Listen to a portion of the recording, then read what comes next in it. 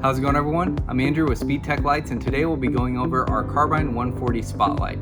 So we offer this unit in our Spotlight optics, but you'll see this has a unique housing design where it pushes the light of the LEDs out to the sides at a 140-degree angle. And then you'll see that you get your included mounting bracket here that I went ahead and pre-attached, and then you'll see your cables here going to your positive and your negative connections.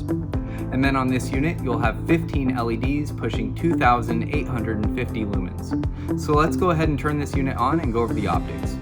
So again, this unit has spotlight optics, but you see on the housing here how it pushes the light of the LEDs out to the side, giving you that 140-degree angle spread coming off of your work light. When it comes to wiring your Carbine, we offer our optional on-off switch here, which is a standard on-off toggle switch, or we offer our wireless relay here. And with our wireless relay, you'll also get your on-off switch, and then you'll get your wireless remote.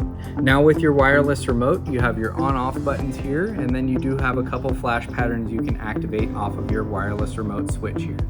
So that covers our Carbine 140 Spotlight. If you have any questions, give us a call or shoot us an email. We'll talk to you soon. Thanks.